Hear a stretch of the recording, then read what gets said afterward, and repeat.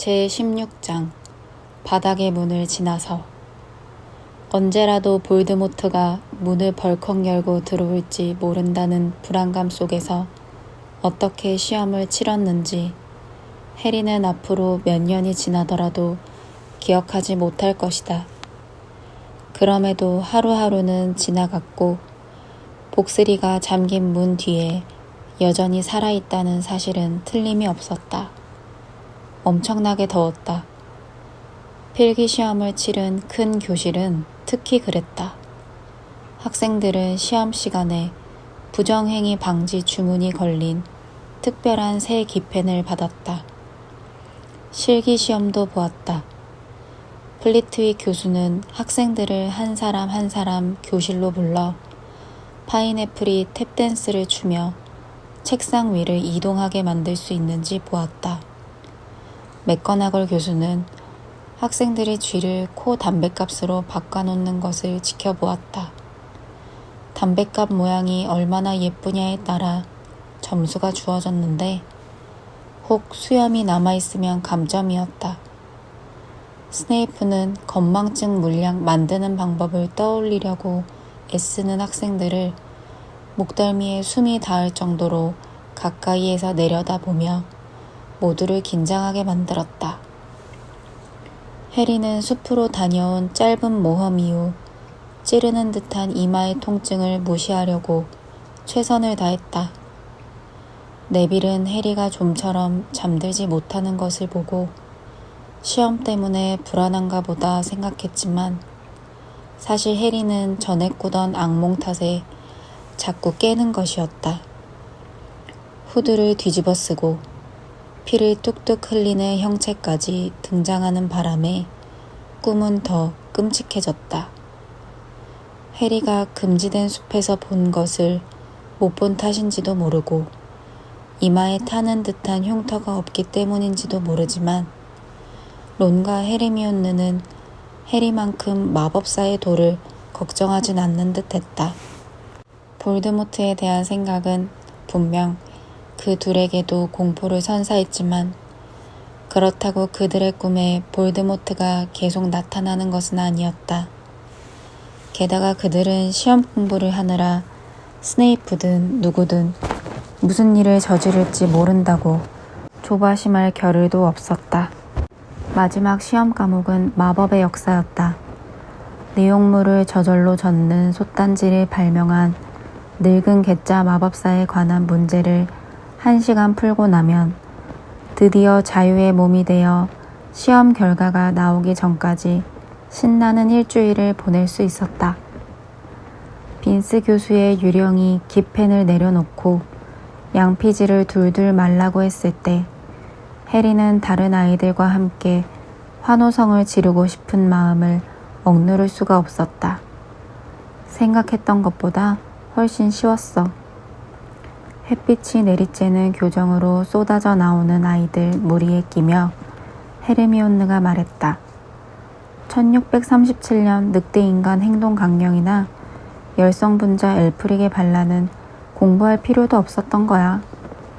헤르미온느는 시험이 끝날 때마다 답안지를 살펴보고 싶어 했지만 론이 그 때문에 몸이 아픈 것 같다고 했으므로 셋은 한가로이 호숫가로 걸어가 나무 아래 털썩 주저앉았다. 위즐리 쌍둥이와 리 조던이 따뜻한 모래톱에 나와 햇볕을 쬐는 대왕 오징어의 촉수를 간지럼 태우고 있었다. 시험 공부는 이제 끝이다. 론이 행복한 듯 한숨을 쉬며 잔디밭 위에서 기지개를 켰다. 좀 더 신나는 표정을 지어봐, 해리. 적어도 일주일은 지나야 시험을 얼마나 망쳤는지 알 수 있잖아? 벌써부터 걱정할 필요 없어. 해리는 계속해서 이마를 문질렀다. 이게 무슨 뜻인지 알았으면 좋겠다. 해리는 화난 듯 내뱉었다. 흉터가 계속 아파. 전에도 이런 적이 있지만 지금처럼 자주 아팠던 적은 없어. 폼프리 선생님한테 가봐. 헤르미온느가 제안했다. 난 병에 걸린 게 아니야. 해리가 말했다. 어떤 경고인 것 같아. 위험이 다가오고 있다는. 론은 그다지 심각하게 생각하지 않았다. 그러기에는 날이 너무 더웠다. 해리, 진정해. 헤르미온느 말이 맞아. 덤블도어 근처에 있는 한 그 돌은 안전할 거야. 게다가 스네이프가 복스리를 지나가는 방법을 알아냈다는 증거도 없잖아? 아무리 스네이프라도 다리가 한번 뜯겨나갈 뻔했는데 성급하게 다시 시도하려 들진 않을 거야. 그리고 해그리드가 덤블도어의 믿음을 저버리는 것보다 네빌이 잉글랜드 퀴디치 대표 선수가 될 가능성이 더 클걸? 해리는 고개를 끄덕였지만 뭔가 중요한 일을 잊어버린 것 같은 찜찜한 기분을 떨칠 수 없었다. 그런 느낌을 설명하려고 하자 헤르미온느가 말했다. 그냥 시험 때문이야. 나도 어젯밤에 깨서 변환마법 필기를 공부하고 있는데 그제야 변환마법 시험을 이미 봤다는 게 생각나더라니까. 하지만 해리의 불안한 기분은 확실히 공부와는 관련이 없었다. 그는 부엉이 한 마리가 부리의 편지를 물고 화창하게 푸른 하늘을 가로질러 학교를 향해 퍼덕퍼덕 날아가는 모습을 지켜보았다. 해리에게 편지를 보내는 사람은 해그리드 뿐이었다. 해그리드는 절대로 덤블도어를 배신하지 않을 것이다. 해그리드는 누구에게도 복스리를 지나가는 방법을 말해주지 않을 것이다. 절대로. 그런데 해리는 갑자기 자리에서 일어났다. 어디 가려고? 론이 졸린 듯 물었다. 막 생각난 게 있어. 해리가 말했다. 그의 얼굴이 하얗게 질려 있었다. 해그리드를 만나야 해. 지금 당장. 왜?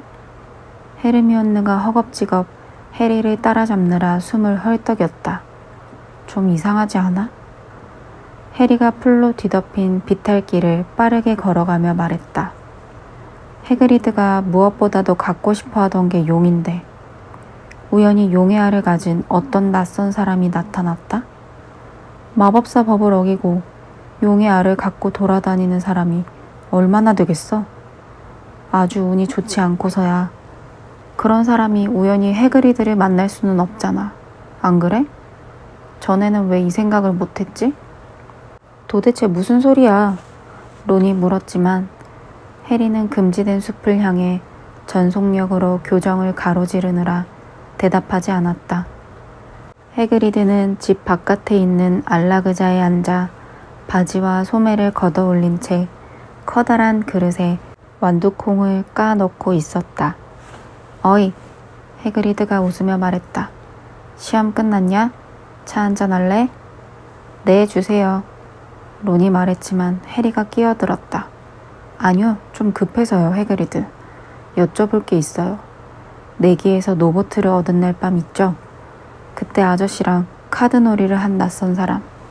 어떻게 생겼어요? 몰라. 해그리드가 별 생각 없이 말했다. 망토를 벗지 않으려고 했거든. 해그리드는 세 사람의 충격받은 표정을 보고 눈썹을 치켜 올렸다. 그렇게 이상한 일은 아니야. 별의별 웃긴 친구들이 많이 오거든. 호구스 헤드에는. 그러니까 마을에 있는 술집 말이야. 용을 팔러 다니는 사람일지도 모르잖아? 얼굴은 보지 못했어. 망토에 달린 후드를 쭉 뒤집어 쓰고 있었으니까. 해리는 완두콩 그릇 옆에 맥없이 주저앉았다. 그 사람이랑 무슨 얘기했어요, 해그리드? 호그와트 얘기를 조금이라도 하셨어요? 얘기가 나왔겠지.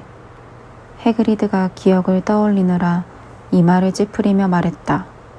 그래, 나더러 무슨 일을 하냐고 묻길래 여기서 숲지기를 한다고 말해줬고 내가 돌보는 생물들에 대해 묻길래 말해줬지.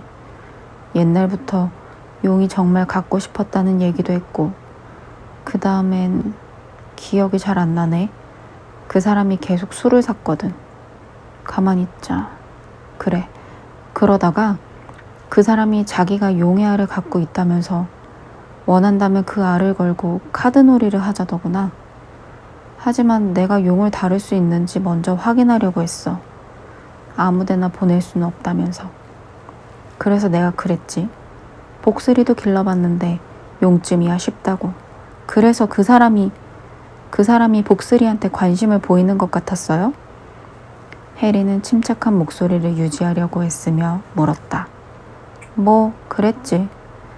아무리 근처에 호그와트가 있다지만 머리 새딸린 개를 얼마나 봤겠니. 그래서 내가 말해줬지. 진정시키는 방법만 알면 복스리 돌보는 건 식은 죽 먹기라고. 음악을 조금 들려주기만 하면 바로 골아 떨어진다고. 해그리드는 갑자기 겁에 질린 듯 보였다. 너희한테 이 얘기를 해선 안 되는데. 해그리드가 무심코 내뱉었다. 내가 한 말은 잊어버려라. 이봐, 어디들 가냐? 해리, 론, 헤르미온느는 현관홀에 멈춰 설 때까지 서로 한마디도 하지 않았다. 바깥에 있다가 들어와서인지 현관홀은 아주 썰렁하고 어두워 보였다. 덤블도어 교수님한테 가야 돼. 해리가 말했다. 해그리드가 그 낯선 사람한테 복스리를 지나가는 방법을 말해줬다잖아. 후드를 뒤집어 쓰고 있던 사람은 스네이프거나 볼드모트였을 거야. 해그리드를 취하게 만들었으니 속이기 쉬웠겠지. 덤블도어 교수님이 우리 얘기를 믿어주기만 바랄 뿐이야. 베인이 못하게 하지만 않으면 피렌지가 우리 얘기를 거들어줄 수도 있을 텐데. 덤블도어 교수님 방이 어디지? 그들은 맞는 방향을 가리키는 표지판이라도 찾으려는 듯 주위를 둘러보았다.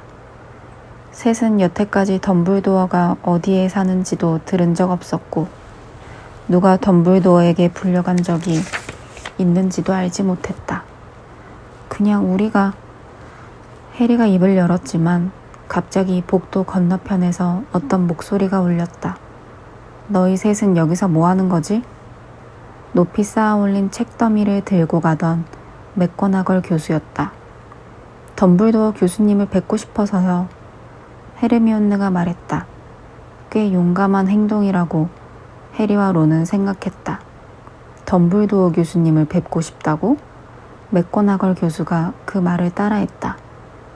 그런 일을 하고 싶어하는 것 자체가 굉장히 수상쩍다는 듯 했다. 왜? 해리가 침을 꿀꺽 삼켰다. 이제 어쩌지? 그건 비밀인데요. 해리는 그렇게 말해놓고 곧바로 후회했다. 맥고나걸 교수의 콧구멍에서 불길이 뿜어 나오는 듯 했기 때문이다. 덤블도어 교수님은 10분 전에 떠나셨다. 맥고나걸 교수가 차갑게 말했다. 마법 정부에서 급하게 부엉이를 보내서 곧바로 런던으로 날아가셨어. 떠나셨다고요?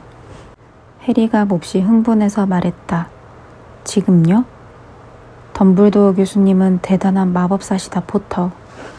그분이 시간을 내서 해결해야 하는 일이 하지만 중요한 일이에요. 네가 말하려는 게 마법 정부 일보다도 중요하다는 거냐, 포터? 저 교수님... 해리가 과감하게 입을 열었다. 마법사의 돌에 관한 일이에요. 맥고나걸 교수가 어떤 대답을 기대했는지는 몰라도 방금 그가 한 말은 아닌 게 분명했다.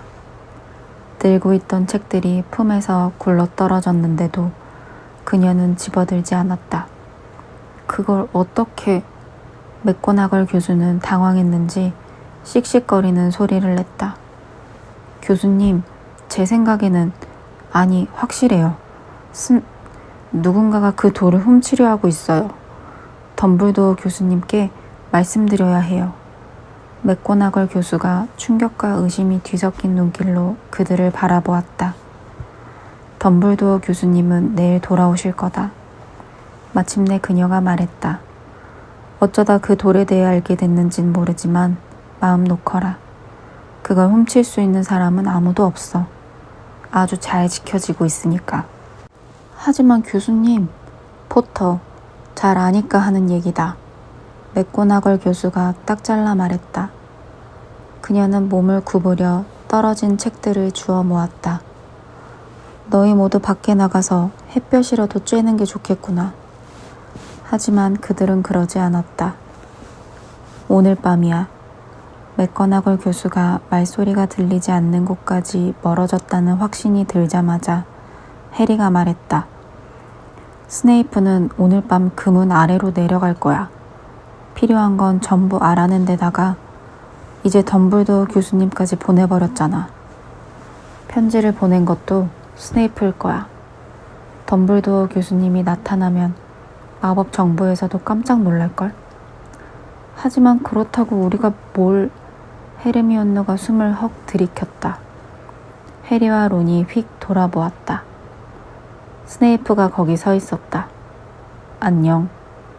스네이프가 담담하게 말했다. 셋은 스네이프를 뚫어지게 바라보았다. 이런 날 안에만 있으면 안 되지. 스네이프가 기이하게 일그러진 미소를 띠고 말했다. 저희는 무슨 말을 해야 할지 갈피를 잡지 못한 채 해리가 입을 열었다. 좀 더 조심하는 게 좋을 거다. 스네이프가 말했다. 이런 식으로 몰려다니면 다들 너희가 무슨 수작이라도 꾸미는 줄 알 테니까. 그리핀도르는 지금보다 더 점수가 깎일 여유가 없을 텐데. 해리는 얼굴을 붉혔다. 셋은 밖으로 나가려고 몸을 돌렸지만 스네이프가 그들을 다시 불러세웠다. 경고했다, 포터. 더 이상 밤에 돌아다녔다간 내가 직접 나서서 널 퇴학시키고 말겠다. 잘 가라. 스네이프는 교무실이 있는 방향으로 성큼성큼 멀어져 갔다. 바깥의 돌계단 위에서 해리는 다른 두 사람을 돌아보았다. 그래, 이렇게 하면 돼. 해리가 다급하게 속삭였다. 우리 중 한 명은 스네이프를 감시해야 돼. 교무실 앞에서 지키고 있다가 스네이프가 나오면 뒤따라가는 거야. 헤르미온느, 네가 하는 게 좋겠다. 왜 나야? 뻔하잖아. 론이 말했다. 너는 플래티익 교수님을 기다리는 척 할 수 있으니까 그렇지. 론이 목소리 톤을 높였다. 아, 플래티익 교수님, 너무 걱정돼서요. 14-B번 문제를 틀린 것 같은데. 아, 닥쳐. 헤르미온느는 그렇게 말하면서도 자기가 가서 스네이프를 지켜보겠다고 했다. 우리는 4층 복도로 들어가는 문 앞에 있는 게 좋을 것 같아. 해리가 론에게 말했다. 가자. 하지만 그 계획은 실현되지 않았다. 복스리가 교내의 다른 곳으로 나오지 못하도록 막아둔 문에 다다르기 무섭게 맥고나걸 교수가 다시 나타난 것이다. 이번에 그녀는 참지 못하고 화를 냈다. 한 무더기의 주문보다 너희를 지나가기가 더 어렵다고 생각하는 모양이지. 맥고나걸 교수가 마구 몰아쳤다. 쓸데없는 짓 그만두거라. 너희가 또 이 근처에 얼씬거린다는 얘기가 들리면 그리핀도르는 50점이 더 깎일 테니까. 그래, 위즐리, 내 기숙사라도 말이야. 해리와 론은 휴게실로 돌아갔다. 해리가 막 그래도 헤르미온느가 스네이프의 뒤를 밟고 있잖아 라고 말한 순간 뚱뚱한 귀부인 초상화가 획 열리더니 헤르미온느가 들어왔다. 미안해, 해리. 헤르미온느는 울부짖다시피 했다. 스네이프가 나와서 나더러 뭘 하느냐길래 플래티익 교수님을 기다리고 있다고 했더니 직접 가서 교수님을 데려온 거야. 물러날 수밖에 없었어. 스네이프가 어디로 갔는지는 모르겠어. 뭐, 그럼 어쩔 수 없네. 그렇지? 해리가 말했다. 두 사람은 해리를 뚫어지게 바라보았다. 해리의 얼굴색은 창백했지만 두 눈은 반짝거리고 있었다. 난 오늘 밤 나가서 스네이프보다 먼저 돌을 손에 넣을 거야. 너 미쳤구나? 론이 말했다. 그럴 순 없어. 헤르미온느가 말했다. 맥거나걸 교수님이랑 스네이프가 뭐라고 했니? 그러다 퇴학당할 거야. 그래서 뭐? 해리가 소리쳤다. 이해가 안 가? 스네이프가 그 돌을 손에 넣으면 볼드모트가 돌아올 거야. 볼드모트가 이 세상을 정복하려고 했을 때 무슨 일이 벌어졌는지 못 들었어? 퇴학이고 뭐고 아예 호그와트가 없어질 거야. 볼드모트가 학교를 박살내거나 아니면 어둠의 마법을 가르치는 학교로 바꿔놓겠지. 점수를 잇는 건 더 이상 중요하지 않다고. 모르겠어? 그리핀도르가 기숙사 우승컵을 차지하면 볼드모트가 너랑 너희 가족을 안 건드릴 것 같아? 그 돌을 손에 넣기 전에 들키면 뭐? 더즐리네로 돌아가서 볼드모트가 날 찾아낼 때까지 기다려야겠지. 그래봤자 조금 늦게 죽는 것뿐이야. 난 절대 어둠의 편으로 넘어가지 않을 테니까. 나는 오늘 밤 그 문 아래로 내려갈 거야. 너희가 무슨 말을 하든 날 막진 못해. 볼드모트는 우리 부모님을 죽였어. 잊은 거야? 해리는 두 사람을 쏘아보았다. 네 말이 맞아, 해리. 헤르미온느가 조그만 목소리로 말했다. 투명 망토를 쓸 거야. 해리가 말했다. 이걸 되찾아서 정말 다행이야. 그런데 우리 셋 다 쓸 수 있을까? 론이 말했다. 우리 셋 다? 아, 집어치워. 우리가 너 혼자 가게 둘 것 같아? 당연히 안 되지. 헤르미온느가 기운차게 말했다. 우리 없이 돌 있는 데까지 어떻게 가려고? 가서 책이라도 훑어봐야겠다. 쓸만한 게 있을지도 모르니까. 하지만 잡히면 너희도 퇴학당하고 말 거야. 내가 끼면 아닐걸? 헤르미온느가 단호하게 말했다. 플리트익 교수님이 살짝 말해주셨는데 내가 교수님 과목 시험 성취도를 100하고도 20%나 달성했대. 그런 학생을 쫓아낼 리 없잖아? 저녁 식사를 마친 뒤 세 사람은 휴게실에서 다른 아이들과 떨어져서 초조하게 앉아 있었다. 누구도 그들을 신경 쓰지 않았다. 어쨌든 그리핀도르 학생 중 해리에게 말을 거는 사람은 아무도 없었다. 그 때문에 속상하지 않은 건 오늘 밤이 처음이었다. 헤르미온느는 그들이 상대하고 깨트려야 할 마법에 관한 것이 하나라도 걸려들길 바라는 마음에 지금까지 해온 필기를 전부 훑어보고 있었다. 해리와 론은 별로 말을 하지 않았다. 둘 다 이제 곧 해야 할 일을 생각하고 있었다. 아이들이 하나둘 침실로 떠나자 휴게실은 천천히 비어갔다. 투명 망토를 가져와야겠다. 마지막으로 리 조던이 기지개를 켜고 하품을 하며 자리에서 일어나자 론이 중얼거렸다. 해리는 어두운 기숙사 침실로 달려 올라갔다. 투명 망토를 끄집어낸 그의 시선이 해그리드가 크리스마스 선물로 준 피리로 향했다. 해리는 피리를 챙겼다. 복스리를 재우려면 음악을 들려줘야 하는데 노래를 부르고 싶은 기분은 전혀 들지 않았기 때문이다.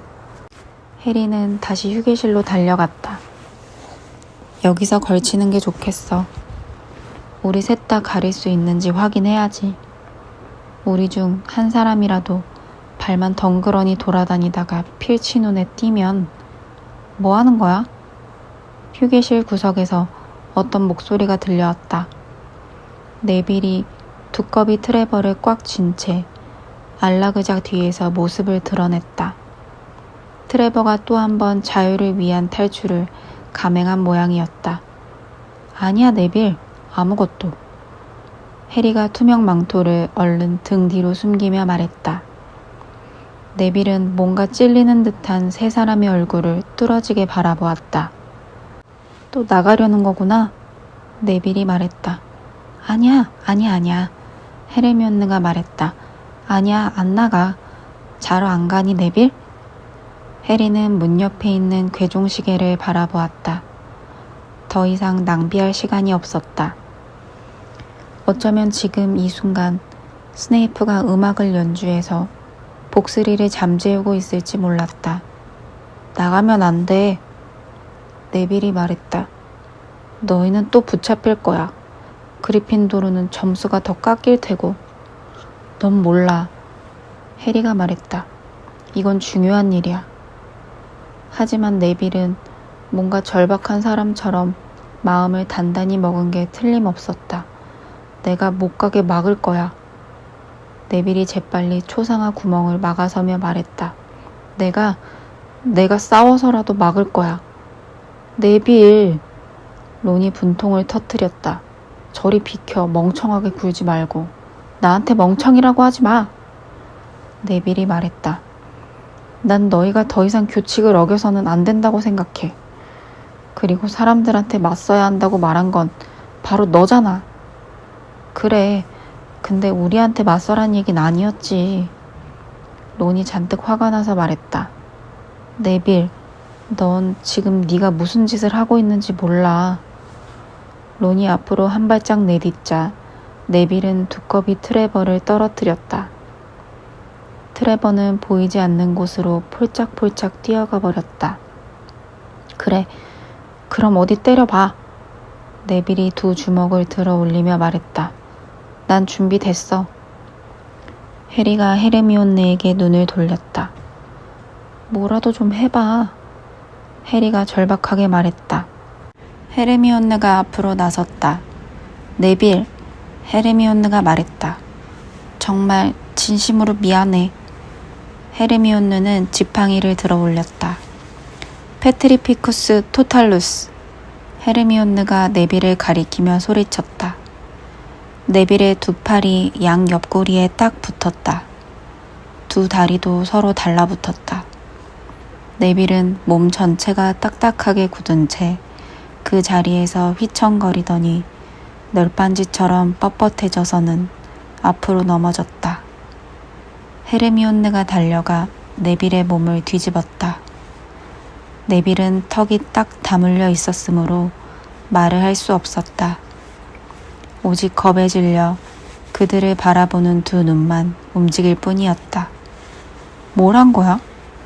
해리가 목소리를 낮추고 물었다. 전신 묶기 저주야. 헤르미온느가 비참한 듯 말했다. 미안 내빌. 정말 미안해. 어쩔 수 없었어. 내빌, 설명할 시간이 없어. 해리가 말했다. 나중에 알게 될 거야 내빌. 그들이 내빌을 넘어가 투명 망토를 뒤집었었을 때 론이 말했다. 하지만 내빌을 꼼짝 못하게 바닥에 내버려 둔 건 그리 좋은 징조가 아니었다. 긴장되다 보니 온갖 조각상의 그림자가 필치처럼 보였고 멀찍이서 불어오는 바람의 숨결도 피부스가 휙 덮치는 소리로만 들렸다. 첫 번째 계단 아래 도착한 그들은 계단 꼭대기를 살금살금 돌아다니는 노리스 부인을 발견했다. 한 번만 걷어차보자. 딱 한 번만. 론이 해리의 귀에 대고 속삭였지만 해리는 고개를 저었다. 조심스럽게 그 곁을 지날 때 노리스 부인은 등불 같은 두 눈을 그들 쪽으로 돌렸지만 아무런 행동도 하지 않았다. 셋은 4층으로 올라가는 계단에 도착할 때까지 누구와도 마주치지 않았다. 계단 중간에서 피부스가 사람들을 넘어뜨리려고 카펫을 헐겁게 만드느라 위아래로 흔들거리고 있었다. 거기 누구야? 그들이 다가가자 피부스가 갑자기 말했다. 그는 사악하고 검은 눈을 가늘게 떴다. 안 보이지만 거기 있는 거 알아. 굴. 본래 아라비아 신화에 나오는 식인 괴물이지만 해리포터 세계에서는 다락 또는 헛간에 살면서 벌레나 가축을 잡아먹으며 이따금 소음을 내는 조금 친근한 괴물로 나온다. 굴이냐 유령이냐 애송이 학생 녀석이냐. 피부스는 공중으로 둥실둥실 떠올라 눈을 가늘게 뜨고 아이들 쪽을 바라보았다. 필치를 불러야겠네. 불러야겠어. 뭔가 보이지 않는 게 살금살금 돌아다니고 있으니깐 말이야. 해리에게 문득 좋은 생각이 떠올랐다. 피부스. 해리가 쉰 목소리로 속삭였다. 피투성이 남작이 모습을 숨기는 데는 나름대로 이유가 있는 법이다. 피부스는 깜짝 놀라 하마터면 공중에서 떨어질 뻔했다. 피부스는 간신히 자세를 바로잡고 계단에서 겨우 30cm쯤 떠서 맴돌았다. 정말 죄송합니다. 피가 흥건하신 남장나리. 피부스가 간드러지는 목소리로 말했다. 제 실수입니다. 제 실수요. 나리를 알아뵙질 못했습니다. 당연히 못 알아뵙지요. 나리께서 눈에 보이지 않으시니까요. 부디 이 피부스놈의 가벼운 장난을 용서해주세요. 나는 여기에서 할 일이 있다, 피부스. 해리가 꺽꺽거리며 말을 이었다. 오늘 밤에는 이 근처에 오지 말라. 그러겠습니다, 나리. 분부대로 합지요. 피부스가 공중으로 다시 날아오르며 말했다. 하시려는 일 모두 이루시길 바랍니다, 나리. 이놈은 방해하지 않겠습니다. 피부스는 신속히 자리를 떴다. 똑똑한데, 해리? 론이 감탄한 듯 말했다. 잠시 후 그들은 목적지인 4층 복도 바로 앞에 도착했다. 문이 이미 조금 열려 있었다. 자, 저것 좀 봐. 해리가 나직이 말했다. 스네이프가 벌써 복스리를 지나갔어. 문이 열린 것을 보자 세 사람 모두 뭘 맞닥뜨리게 될지 실감이 나는 것 같았다. 투명 망토 아래서 해리는 다른 두 사람을 돌아보았다. 돌아가고 싶다면 돌아가. 원망하지 않을게. 해리가 말했다. 투명 망토 가져가도 돼. 나한텐 이제 필요 없으니까. 멍청한 소리 하지 마. 론이 말했다. 우리도 갈 거야. 헤르미온느가 말했다. 해리는 문을 확 밀어 젖혔다. 문이 삐걱대자 낮게 으르렁거리는 소리가 들려왔다. 복스리는 그들을 볼 수 없는데도 코 세 개를 전부 그들이 있는 곳으로 향한 채 미친 듯이 킁킁거렸다. 발밑에 있는 게 뭐지? 헤르미온느가 속삭였다. 하프 같은데. 론이 말했다. 스네이프가 저기에 두고 갔나 봐. 연주를 멈추면 바로 깨어날 거야. 해리가 말했다. 자, 시작한다. 해리는 해그리드가 준 피리를 입에 대고 불었다. 사실 음악이라고 할 만한 것도 아니었지만 첫 음이 들리자마자 짐승의 눈이 감기기 시작했다. 해리는 거의 숨도 안 쉬고 피리를 불었다. 개의 으르렁거림이 천천히 멈췄다. 개는 비틀거리다가 무릎을 꿇었고 다음 순간 바닥에 털썩 쓰러져 순식간에 잠들어 버렸다. 계속 불어. 론이 해리에게 경고하듯 말했다. 그들은 투명 망토를 슬쩍 벗은 다음 바닥에 난 문으로 살금살금 다가갔다. 거대한 머리 가까이 가자 뜨겁고 냄새나는 숨결이 느껴졌다. 문을 잡아당기면 열릴 거야. 론이 개의 등 너머를 바라다 보며 말했다. 너 먼저 갈래, 헤르미온느? 아니, 싫어. 알겠어. 론은 이를 악물고 조심스럽게 개의 다리를 넘어갔다. 론이 허리를 숙이고 문고리를 잡아당기자 문은 위쪽으로 획 열렸다. 뭐가 보여? 헤르미온느가 불안한 듯 물었다. 아무것도 안 보여. 그저 새카매. 내려가는 길이 없어. 그냥 뛰어내려야 할 것 같아. 그때까지도 피리를 불고 있던 해리가 손을 흔들어 론의 주의를 끌며 자신을 가리켰다. 네가 먼저 가겠다고? 정말이야? 론이 말했다. 얼마나 깊은지 모르겠어. 피리는 헤르미온느한테 남겨. 저 개를 계속 재워야 하니까. 해리가 피리를 넘겨주었다. 겨우 몇 초의 정적이 흐르는 사이 개는 으르렁대며 움찔거렸지만 헤르미온느가 피리를 불기 시작하자 다시 깊은 잠에 빠져들었다. 해리는 개를 타 넘어가서 문 아래를 내려다보았다.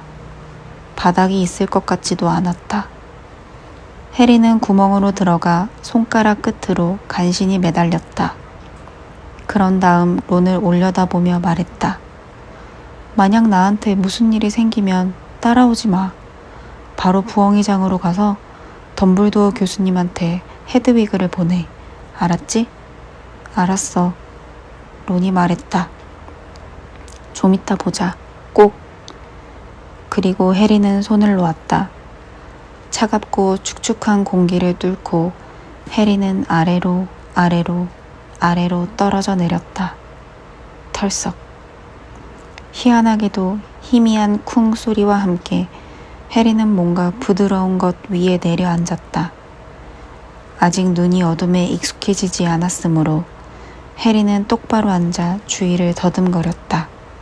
꼭 어떤 식물 비슷한 것 위에 앉아있는 것 같았다. 괜찮아. 해리는 우표 크기의 빛 조각처럼 보이는 열린 문을 향해 소리쳤다. 바닥이 푹신푹신해. 뛰어내려도 돼. 론이 곧바로 따라왔다. 그는 팔다리를 뻗은 채 해리 옆에 떨어졌다. 이건 뭐야? 론이 처음으로 한 말이었다. 몰라, 무슨 식물 같은데. 떨어질 때 충격을 막으려고 여기에 둔 것 같아. 빨리 와, 헤르미온느. 멀리서 들리던 음악 소리가 멈췄다. 개 짖는 소리가 요란하게 들려왔지만 헤르미온느는 이미 뛰어내린 뒤였다. 헤르미온느는 해리의 맞은편에 떨어졌다. 학교에서 몇 킬로미터는 내려왔나 봐. 헤르미온느가 말했다. 이런 식물이 여기 있어서 다행이다. 정말. 론이 말했다. 다행이라고? 헤르미온느가 새된 비명을 질렀다. 너희 둘 다 몸을 좀 봐. 헤르미온느가 벌떡 일어나더니 길을 쓰고 축축한 벽으로 향했다. 떨어진 순간 그 식물이 뱀 같은 덩굴손으로 헤르미온느의 발목을 휘감기 시작했던 것이다. 해리와 론은 눈치챌 새도 없이 이미 다리가 기다란 덩굴로 꽉 묶여버렸다. 헤르미온느는 식물에게 꼼짝없이 붙잡히기 직전에야 간신히 풀려났다. 그녀는 이제 겁에 질린 눈으로 두 소년이 그 식물에게서 벗어나려고 발버둥치는 모습을 지켜보고 있었다. 하지만 해리와 론이 저항할수록 식물이 더 단단하고 더 빠르게 그들을 휘감았다. 움직이지 마! 헤르미온느가 소리쳤다. 나 이거 뭔지 알아. 악마의 덫이야. 아, 그래. 이 식물의 이름을 알게 돼서 정말로 기쁘다. 엄청나게 도움이 되네. 론이 몸을 뒤로 젖힌 채 목을 휘감으려는 식물을 막으려고 애쓰며 씩씩거렸다. 조용히 좀 해. 없애는 방법을 떠올리려는 중이니까. 헤르미온느가 말했다. 그럼 좀 서둘러줘. 숨을 못 쉬겠거든. 해리가 가슴을 휘감은 식물과 몸싸움을 하며 헐떡거렸다. 악마의 덫, 악마의 덫. 스프라우트 교수님이 뭐라고 했더라? 어둡고 습한 곳을 좋아하고. 그럼 불을 피워! 해리가 숨막히듯 소리쳤다. 그래, 당연히 불을 피워야지. 근데 장작이 없잖아. 헤르미온느가 양손을 꽉 맞잡고 소리쳤다. 너 정신 나갔냐? 론이 소리쳤다. 네가 마법사 아니면 뭔데? 아, 맞다. 헤르미온느가 지팡이를 획 꺼내 휘두르며 무언가를 중얼거리자 스네이프에게 썼던 것과 같은 푸른색 불꽃이 식물을 향해 튀어나갔다. 잠시 후 두 소녀는 식물이 빛과 온기를 피해 움츠러들면서 덩굴손이 느슨하게 풀어지는 것을 느꼈다. 악마의 덫이 꼼지럭거리고 마구 몸을 비틀며 저절로 떨어진 뒤에야 해리와 론은 풀려날 수 있었다. 네가 약초학 수업을 잘 들어둬서 다행이다, 헤르미온느. 해리가 얼굴에 맺힌 땀을 닦으며 헤르미온느가 서 있는 벽 쪽으로 가면서 말했다. 그러게, 론이 말했다. 그리고 위기 상황에서 해리가 제정신을 지킨 것도 다행이고. 장작이 없잖아, 라니. 진짜 무슨. 이쪽이야. 해리가 돌로 된 통로를 가리켰다. 앞으로 나아가는 유일한 길이었다. 세 사람이 내는 발소리를 빼면 물방울이 벽을 타고 부드럽게 똑똑 흐르는 소리만 들려올 뿐이었다. 통로는 밑으로 경사져 있었다. 해리는 그린고치를 떠올렸다. 심장이 불쾌하게 철렁하면서 용들이 마법사 은행의 금고를 지키고 있다는 얘기가 떠올랐다. 용. 그것도 다 자란 용을 만나기라도 하면. 노버트만 해도 충분히 힘들었는데. 무슨 소리 안 들려? 론이 속삭였다. 해리는 귀를 기울였다. 머리 위에서 뭔가 부드럽게 바스락거리고 딸랑거리는 소리가 들려오는 것 같았다. 유령일까? 모르겠어. 날갯짓 하는 소리 같은데. 앞에 불빛이 있어. 뭐가 움직이는 게 보인다. 그들이 통로 끝에 다다르자 찬란하게 불이 밝혀진 방이 나타났다. 그 방의 천장은 머리 위 저 높은 곳에서 아치를 이루고 있었다. 방에는 보석처럼 빛나는 작은 새들이 가득했고 새들은 온 방 안을 파닥거리고 날아다니며 공중제비를 돌고 있었다. 맞은편에는 육중한 나무 문이 있었다. 우리가 지나가면 저 새들이 공격할까? 론이 물었다. 그럴지도 몰라. 해리가 말했다. 그렇게 사나워 보이지는 않지만 한꺼번에 달려들면 뭐 어쩔 수 없지. 난 뛰어갈게. 해리는 심호흡을 한 다음 양팔로 얼굴을 가리고 전속력으로 방을 가로질렀다. 뾰족한 부리와 발톱이 당장이라도 자신을 쥐어뜯을 거라고 생각했지만 아무 일도 일어나지 않았다. 해리는 아무런 상처도 입지 않고 문에 도착했다. 손잡이를 당겼지만 문은 잠겨 있었다. 론과 헤르미온느도 해리를 따라왔다. 그들이 아무리 당기고 밀어도 문은 꼼짝도 하지 않았다. 헤르미온느가 알로호모라를 걸어도 마찬가지였다. 이제 어쩌지? 론이 물었다. 이 새들 말이야. 그냥 장식용으로 여기 있을 리는 없잖아. 헤르미온느가 말했다. 셋은 새들을 바라보았다. 머리 위를 날아다니며 반짝거리는? 저건 새가 아니야. 해리가 돌연 소리쳤다. 저건 열쇠야. 날개 달린 열쇠 말이야. 자세히 봐. 그렇단 얘기는. 해리는 론과 헤르미온느가 눈을 가늘게 뜨고 열쇠 무리를 바라보는 동안 방을 둘러보았다. 그래, 저것 봐. 빗자루야. 저 문을 여는 열쇠를 잡아야 돼. 하지만 열쇠가 수백 개는 되잖아. 론은 문에 달린 자물쇠를 자세히 살폈다. 우리가 찾아야 하는 건 커다란 구식 열쇠야. 어쩌면 이 문 손잡이처럼 은으로 되어 있을지도 몰라. 그들은 각자 빗자루를 하나씩 붙잡은 다음 땅을 박차고 날아올라 열쇠 무더기 한가운데로 뛰어들었다.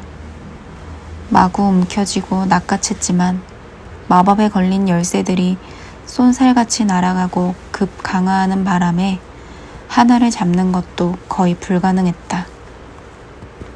하지만 해리가 100년 만에 최연소 수색꾼이 된 데에는 다 이유가 있었다. 그는 다른 사람들의 눈에 띄지 않는 것을 빠르게 찾아내는 재주를 갖고 있었다.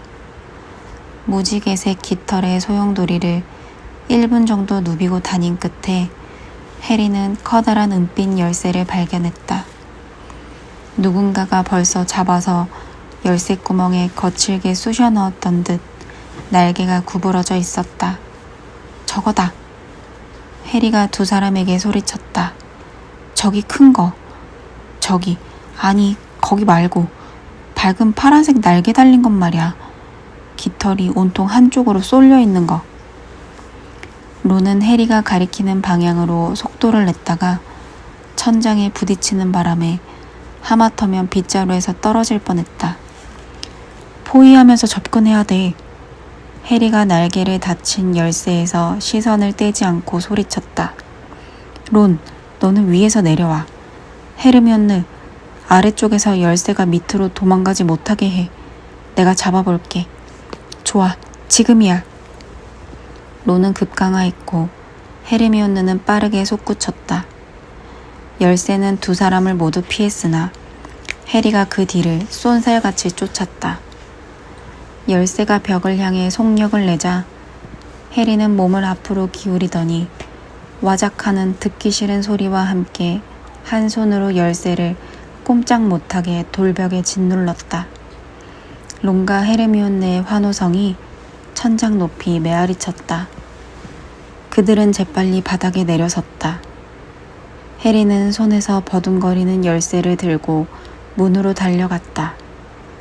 열쇠를 자물쇠에 꽂아 넣고 힘을 주자 금방 돌아갔다. 자물쇠가 딸까당 열리고 열쇠는 다시 날아올랐다. 2번이나 잡힌 지금 열쇠는 매우 지쳐 보였다. 준비됐지? 해리가 문고리에 손을 올린 채 헤르미온느와 론에게 물었다. 그들은 고개를 끄덕였다. 해리는 문을 잡아당겼다. 다음 방은 너무 어두워서 아무것도 보이지 않았다. 하지만 안으로 들어서자 갑자기 빛이 쏟아져 들어와 방을 채우더니 놀라운 광경이 드러났다. 그들은 거대한 체스판 가장자리, 검은색 체스말 뒤에 서 있었다. 체스말들은 하나같이 그들보다 키가 컸고 검은색 돌 같은 것을 깎아 만들어져 있었다. 저 맞은편에서 3사람을 마주보고 있는 것은 하얀 말이었다. 해리, 론, 헤르미온느는 살짝 몸을 떨었다. 우뚝 서 있는 하얀색 체스말에는 얼굴이 없었다. 이제 뭘 해야 되지? 해리가 속삭였다. 뻔하잖아. 론이 말했다. 방 건너편으로 가려면 체스를 둬야 하는 거야. 하얀 말 뒤쪽에 또 다른 문이 보였다. 어떻게? 헤르미온느가 초조하게 물었다. 내 생각엔 하고 론이 말했다. 우리가 직접 체스말이 되어야 하는 것 같아. 론이 검은색 나이트에게로 걸어가 기사가 타고 있는 말에 손을 댔다. 그 순간 돌이 번쩍 살아났다. 말은 발로 땅을 긁었고 기사는 투구를 쓴 머리를 돌려 론을 내려다보았다. 여길 지나가려면 우리가 이 팀에 들어가야 하나요? 검은색 나이트가 고개를 끄덕였다. 론은 2사람을 돌아보았다. 이거 생각 좀 해봐야겠는데. 론이 말했다. 우리가 검은색 체스말 3개를 골라서 대신 들어가야 하는 것 같아. 해리와 헤르미온느는 론이 생각에 잠긴 모습을 조용히 지켜보았다. 마침내 론이 입을 열었다. 자, 기분 나쁘게 생각하거나 그러진 마. 너희는 체스를 그렇게 잘 두진 못하니까. 기분 나쁘지 않아. 해리가 얼른 말했다. 우리가 뭘 해야 하는지 말만 해. 해리, 너는 저 비숍 자리로 들어가. 그리고 헤르미온느, 너는 저 룩 대신 들어가는 거야. 너는? 나는 나이트가 될 거야. 론이 말했다. 그들의 대화를 듣고 있었는지 나이트 하나, 비숍 하나, 룩 하나가 하얀 말에게서 등을 돌려 체스판 밖으로 걸어나갔다. 해리, 론, 헤르미온느가 각각 들어갈 빈칸 3개가 생겼다. 체스에서는 항상 하얀 말이 먼저 시작해. 론이 체스판 건너편을 바라보며 말했다. 그렇지. 저것 봐. 하얀색 폰이 앞으로 2칸 움직였다. 론이 검은 말들을 지휘하기 시작했다. 검은 말들은 론이 어디로 보내든 말없이 움직였다. 해리는 무릎이 떨리는 것을 느꼈다. 여기에서 지면 어떡하지? 해리, 오른쪽 대각선으로 4칸 움직여. 다른 검은색 나이트 하나가 잡혔을 때 그들은 처음으로 큰 충격을 받았다. 하얀색 퀸이 검은색 나이트를 강타해 쓰러뜨리더니 그 자리에 가만히 엎어져 있는 나이트를 체스판 밖으로 질질 끌고 나간 것이다. 어쩔 수 없었어. 그렇게 말하는 론은 자신감을 잃은 듯 보였다. 그러면 네가 저 비숍을 잡을 수 있어, 헤르미온느. 어서. 검은 말이 하나하나 잡힐 때마다 하얀 말들은 조금도 자비를 보이지 않았다. 머자나 벽을 따라 축 늘어진 검은 말이 한 덤이나 되었다. 론은 2번이나 해리와 헤르미온느가 위험에 처하기 직전에 그 사실을 알아차렸다. 론은 직접 체스판 여기저기를 뛰어다니면서 잃어버린 검은 말만큼 많은 수의 하얀 말을 잡았다. 거의 다 왔어. 론이 문득 중얼거렸다. 어디 보자. 하얀색 퀸이 텅 빈 얼굴을 론 쪽으로 돌렸다. 그래. 론이 조용히 말했다. 이 방법밖에 없어. 내가 잡혀야 돼. 안 돼! 해리와 헤르미온느가 소리쳤다. 체스는 원래 그런 거야. 론이 단호하게 말했다. 희생을 감수해야 한다고. 내가 움직이면 퀸이 나를 잡겠지. 그러면 네가 체크메이트를 외칠 수 있어, 해리. 하지만 스네이프를 맞고 싶긴 한 거야. 론, 야, 서둘러야 한다니까. 스네이프가 벌써 돌을 챙겨갔을지도 몰라. 그 말에 더 할 말이 없었다. 준비됐지? 론이 소리쳤다. 창백하지만 결의에 찬 얼굴이었다. 자, 간다. 아, 그리고 이기면 뒤돌아보지 마. 론이 앞으로 발을 내딛자 하얀색 퀸이 달려들었다. 퀸이 돌로 된 팔을 휘둘러 론의 머리를 강하게 후려치자 론은 바닥으로 쓰러졌다. 헤르미온느는 비명을 지르면서도 자기 칸에서 벗어나지 않았다. 하얀색 퀸이 론을 한쪽으로 질질 끌고 갔다. 론은 정신을 잃은 듯했다. 해리는 부들부들 떨면서 왼쪽으로 3칸을 이동했다. 하얀색 킹이 왕관을 벗어 해리의 발 앞에 던졌다. 이긴 것이다. 체스 말들이 양쪽으로 벌려서서 허리를 숙이며 앞쪽 문으로 향하는 길을 내주었다. 해리와 헤르미온느는 마지막으로 한번 론을 안타깝게 돌아본 후 그대로 돌진해서 문을 지나 다음 통로로 접어들었다. 설마 론이 괜찮을 거야. 해리는 마음을 다잡으려 애쓰며 말했다. 다음엔 뭘까? 스프라우트 교수님의 장치는 지났어. 악마이던 말이야. 열쇠에 마법을 건 건 분명 플리트의 교수님일 거고 맥고나걸 교수님은 체스말에 변환 마법을 걸어서 살아 움직이게 만들었을 거야. 그러면 퀴럴 교수님의 주문이랑 스네이프 것만 남는데. 둘은 또 다른 문에 도착했다. 괜찮아? 해리가 속삭였다. 열어. 해리가 문을 열었다. 역겨운 냄새가 훅 끼치자 그들은 로브자락을 들어 올려 코를 막았다. 그들은 눈물이 고인 눈으로 전에 맞붙었던 것보다 훨씬 큰 트롤이 머리에 피투성이 혹을 달고 앞에 쓰러져 있는 것을 보았다. 저놈이랑 싸우지 않아도 돼서 다행이다. 해리가 트롤의 거대한 한쪽 다리를 조심스레 넘어가면서 속삭였다. 빨리 가자. 숨을 못 쉬겠어. 해리는 다음 문을 열었다. 이번엔 또 뭐가 나올지 둘 다 감히 쳐다보지 못했다. 하지만 무서운 건 전혀 없었고 서로 다른 모양의 유리병 7개가 탁자에 나란히 놓여 있을 뿐이었다. 스네이프 거야. 해리가 말했다. 뭘 해야 하지? 해리와 헤르미온느가 안으로 들어서자마자 문간에서 불길이 치솟았다. 그것은 평범한 불이 아니었다. 보라색이었던 것이다. 동시에 앞으로 이어지는 문간에서도 검은 화염이 치솟았다.